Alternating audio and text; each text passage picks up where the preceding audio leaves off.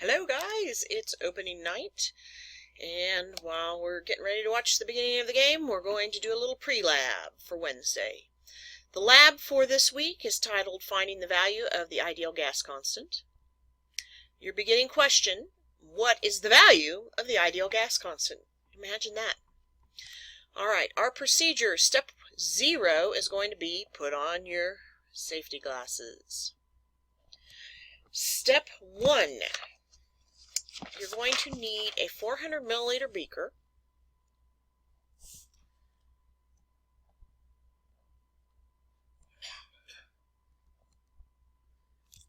Suddenly I've forgotten how to make a 400 milliliter beaker.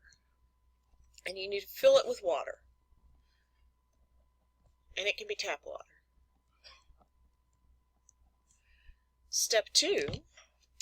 You're going to get a piece of magnesium ribbon, and you want to cut it so that it is about, it's 3.3 centimeters, and you're going to measure it as precisely as possible with a ruler and record.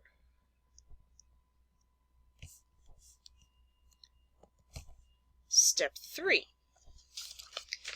Step 3, we're going to do a conversion, and at this point, I don't know the conversion because I don't have the magnesium ribbon or a balance at home, but we will convert the length of the ribbon to mass, because the ribbon is so small that it's very hard to get a mass without using a very exact balance. We don't have one of those. Our balances go to 0.01 and we need about 0.03 of a between 0.3 and 0.4, and so we're going to actually just do it with math instead. Step 4, get a piece of copper wire that is 15 centimeters long. We're going to take that wire and we're going to twist it. We're going to leave about a 7 centimeter tail, and we're going to twist a little cage, and we're going to put our magnesium ribbon in there.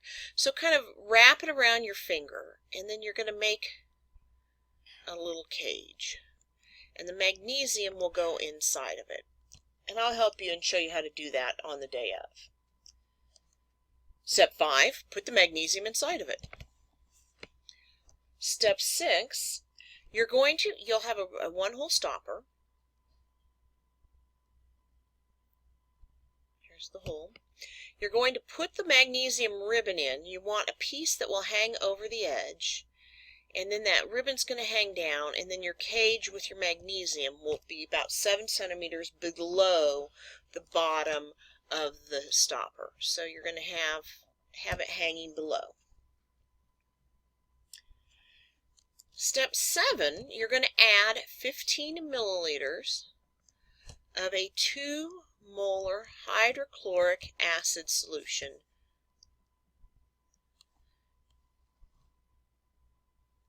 You're going to obtain 15 milliliters.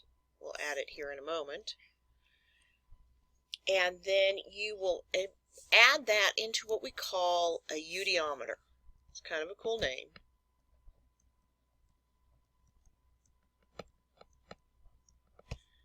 Okay, it's basically a very, very large test tube.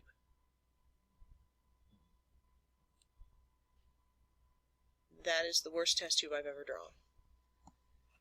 Okay, and what you're going to do is you're going to add that hydrochloric acid into the eudiometer.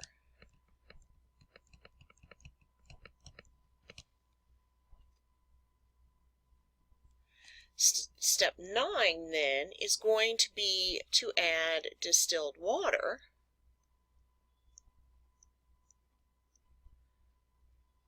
to the eudiometer. And fill it up. So you're going to have a little bit of HCl on the bottom. Now you want to put this in carefully. You want to actually do it with the squeeze bottle, not just pour it in, because you don't want the hydrochloric acid to mix. We want the hydrochloric acid to stay at the bottom, and we want it to fill completely with water. Step 10, we're going to put our magnesium copper wire stopper assembly in to the eudiometer. So here's our eudiometer. Here's our stopper. And what's going to happen is that wire is going to hang down inside of the stopper.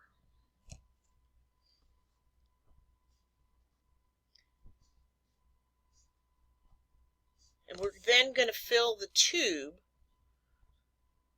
through the little hole up with distilled water so that it's completely full. There's no air at the top.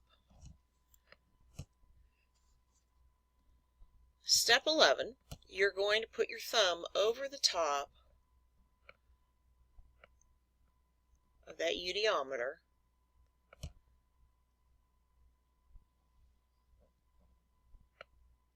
and you're going to flip it upside down. So like here, if this straw is my eudiometer, here, I'm going to put my thumb over the top. I'm going to take it, I'm going to flip it upside down, I'm going to stick it under the surface of the tap water that's in my 400 milliliter beaker, and then once it's under the surface, I'll take my thumb off of it. Okay? So, you're going to take your thumb, you're going to flip it over,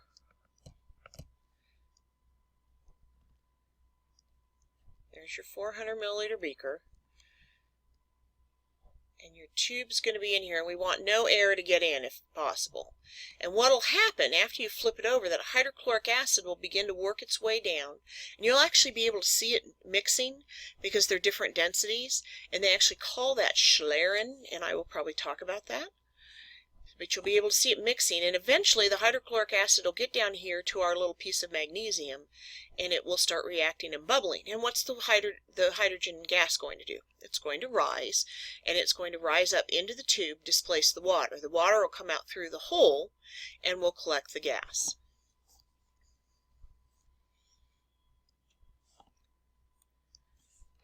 Step 12 says record evidence, and we'll make a data table in a moment.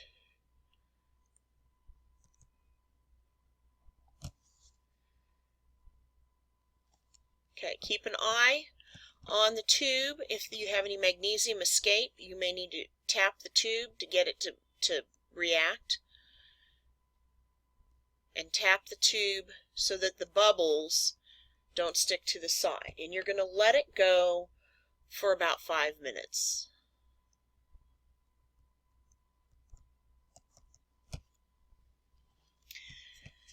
The next step, we have 3 500 milliliter graduated cylinders, really big guys. And I'm going to space them so that there's one between each set of lab groups in a sink. We're going to take this tube that's in our beaker. You're going to reach in. So we've got this system going on. Reach in to your tube, pull it out, and carry it like this, and you'll put it right into this 500 milliliter beaker, or 500 milliliter graduate, and I will demonstrate that for you. But basically, this tube is going to go over here, and what we'll be doing at that point, we will be trying to figure out the water pressure and air pressure. We want the air pressure inside the tube to be the same as the air pressure outside. So once the water level in the tube is equal to the level in the 500 milliliter beaker, then we can make our reading on our amount of gas in there and record it, and then we'll have our volume. All right, that is all we're going to worry about right now. I'm going to make a data table next, and I'll flash it up here in a moment, and then you'll have everything you need. Okay, here's a very crude data table. You're going to need the length of your magnesium. You'll need the mass of the magnesium that we'll calculate using a conversion factor. You'll need the volume of the hydrogen gas collected. You'll need the barometric pressure, which we will get from a barometer. I think that if Miss Rice doesn't have one in her room, I'm sure Miss Epps does down in the geosciences. You'll need the temperature of the water, so you're going to need a thermometer. And we'll introduce an idea of partial pressures in Dalton's law of partial pressures, and we'll figure out the water vapor pressure inside that tube. But we'll do that in class together. All right, that's all you need. And so my plan is to get this lab going on Wednesday. We'll see you then. Bye.